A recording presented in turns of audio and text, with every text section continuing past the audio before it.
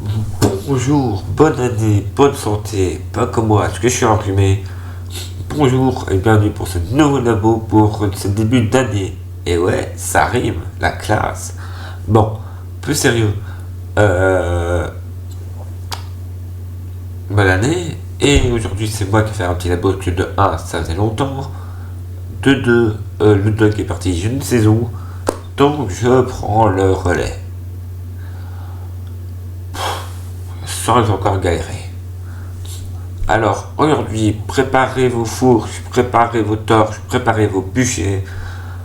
Aujourd'hui, on va parler d'un épisode qui a traumatisé beaucoup de gens, les chasses aux sorcières.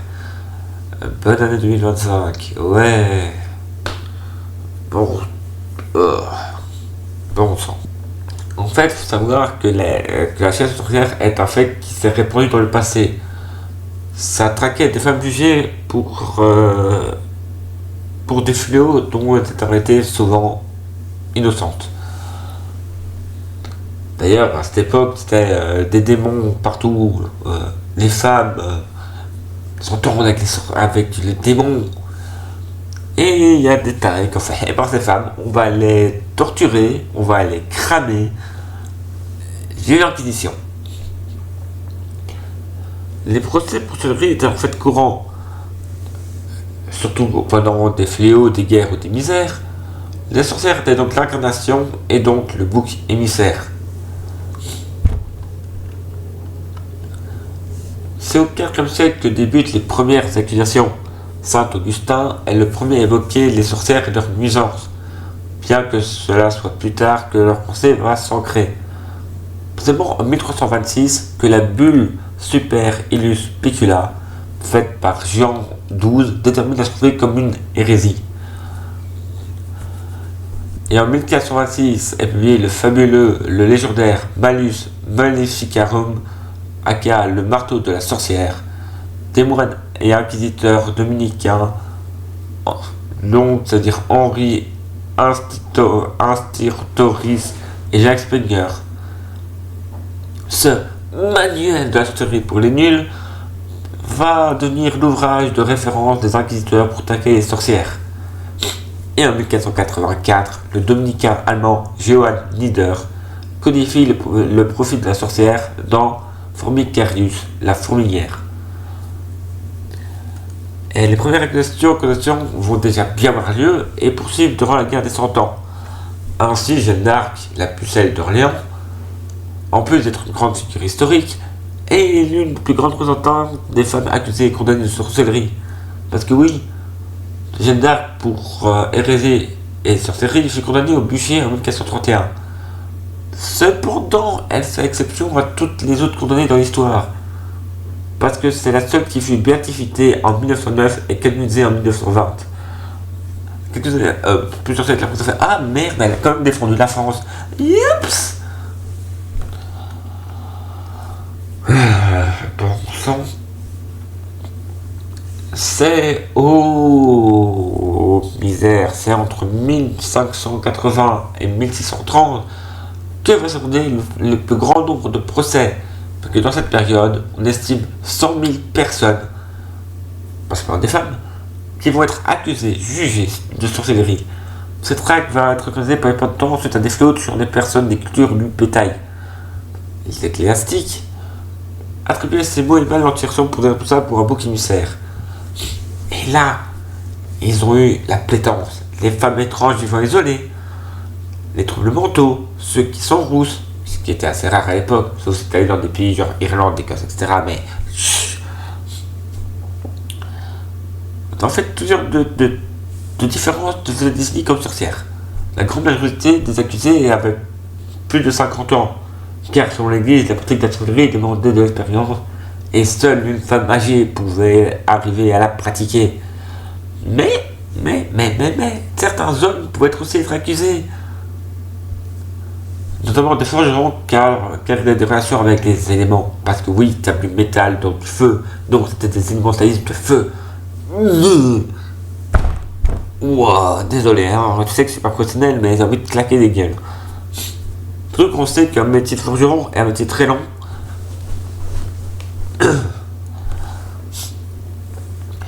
les chasses aux sorcières étaient à une époque considérées comme juste. Parce que pour l'époque, c'était la Sainte Église qui faisait le travail. Donc, celle-ci, donc des églises, entretenaient la peur envers les sorcières pour qu'elles soient dénoncées. Ah, ça rappelle à une bonne époque.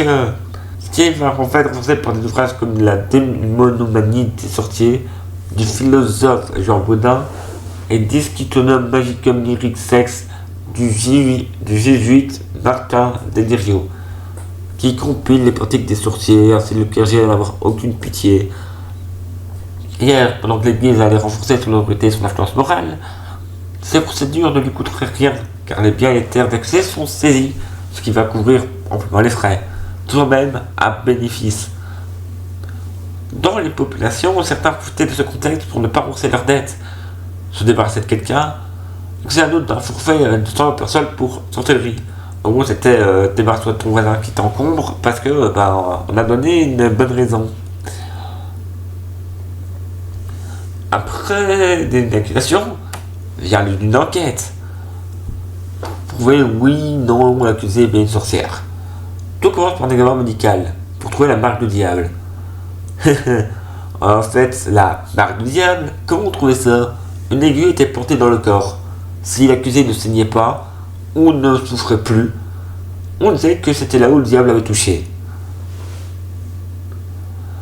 Oui, vous avez bien entendu. On enfonçait une aiguille, et peur, c'est pas une petite aiguille, c'était des machins, c'est balèze, dans le corps d'une pauvre personne, parce que quand on ne trouve plus, à force d'être piqué, le corps s'engourdit, et paf, condamné.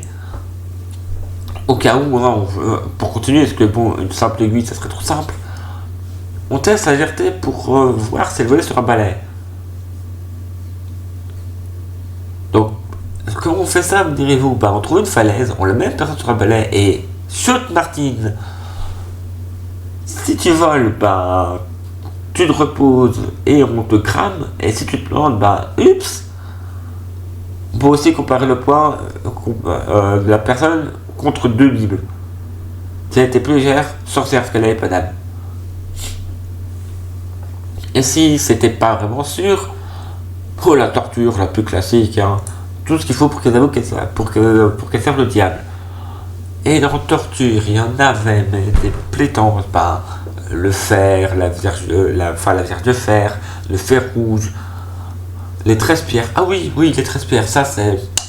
Qu'est-ce que sont les 13 pierres? Pour ceux qui ne connaîtraient pas, on attache la personne sur une table. Parfois, assez classique. Et on met 13 pierres, une à la suite de l'autre, petit à petit, pour étouffer la personne. Soit la personne avoue et délibérée cramée, soit elle meurt étouffée, et si la personne résiste, c'est une preuve, parce que le diable l'a sauvé. Ne me prenez pas à quel moment ces procès sont équitables. Fuck it.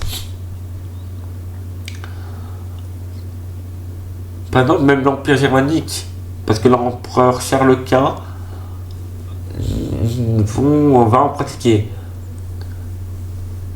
Parce que sous la douleur, les condamnés finissaient par avouer pour que les acteurs voulaient entendre. Et si elles ne parlaient pas, ils trouvaient des explications à leur silence. C'est le diable la protège. Et le mieux, c'est que si l'accusé niait d'avoir participé à ces réunions, de croire aux l'existence des sorcières, et donc de ne pas en être une, ou alors qu'elle niait l'existence du diable, qu'elle ne croyait pas au malin, c'est comme si elle ne croyait pas à l'existence de Dieu qui est son opposé, donc elle ne marcherait pas vers la lumière, donc c'était une hérétique.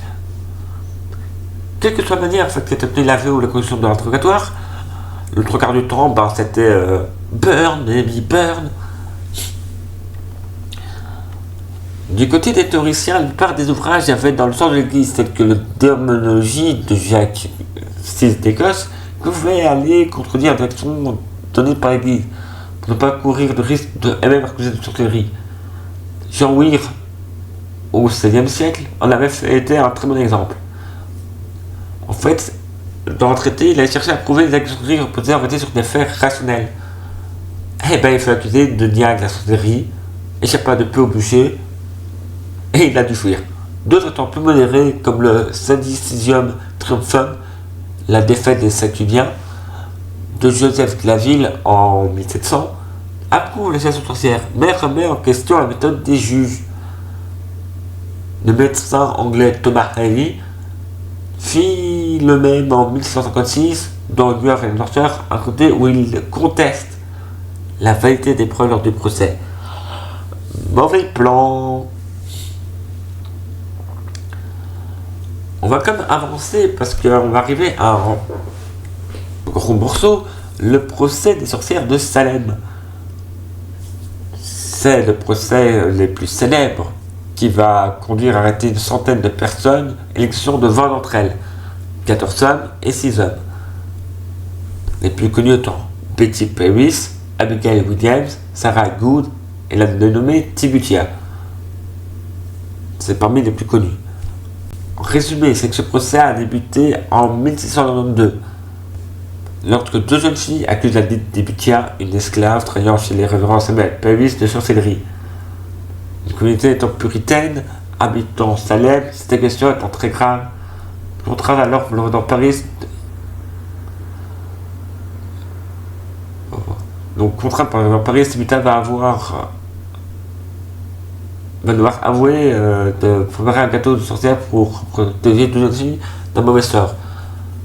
Elle va échapper à la pendaison en dénonçant d'autres sorcières, sauf que ça va partir en vrille totale et c'est jusqu'en octobre 1692 quand Sir William Phillips, le gouverneur du Massachusetts, va mettre fin aux procédures. Mais ça sera déjà parti bien en steak tartare. Je crois que le doc fera un jour un épisode complet sur Salem, mais ça risque d'être chaud. D'ailleurs, au siècle des Lumières, on étudia de plus près des sorcelleries et on s'est aperçu que le mythe reposait sur des superstitions et des fausses croyances. Cependant, l'exemple de réunions nocturnes nommées les sabbats dans les mythes des sorcières fut confirmé. Toutefois, on ne peut pas établir à quoi servent réellement ceux-ci, car beaucoup de zones d'ombre persistent dans le sujet, faute de témoignages. S'explique aussi que ces sorcelleries n'avaient jamais vraiment prise en flagrant délit, mais dénoncées sur de fausses accusations, de fausses rumeurs. Et on va dire aussi que quand tu as des crétins qui veulent te cramer le cul, tu ne veux pas expliquer ce que tu fais. Avec le temps, les chasses de sorcières furent condamnées et ne plus être menées, bien que tardivement. Les condamnés ensuite ont été disculpés, comme Anna Goldin, condamnée en Suisse en 1782, et il en sait seulement en 2008. Oh putain. Et les victimes de Salem, eux, furent innocentées par le Massachusetts en 2000. Des lois qui existent à ce sujet, bien que n'étant plus appliquées depuis longtemps, ont été modifiées. Par exemple, au Canada, abrogé la loi de la sorcellerie en 2018. On en trouve dans beaucoup de livres qui parlent de sorcellerie. Je pourrais nommer les plus connus, l'épouvanteur, tous les livres de fantasy en fait, dans tous les JDR, pour nommer quelques-uns, Doubledanger, dans D&D, il y en a tellement. Dans des liens externes, au fil des siècles, des milliers de victimes, les procès de Salem, entre mythe et réalité, les prémices, un crime contre l'humanité, les sorcelleries en Suisse, les procès des sorcières de Salem, beaucoup de liens externes, beaucoup de livres, beaucoup de trucs historiques. La sorcellerie et surtout tout ce qui touche à la chasse aux sorcières est un pavé. Sur ce, c'est la fin de cette audiologie, à très vite et attention, chat noir, lol. Allez, à bientôt.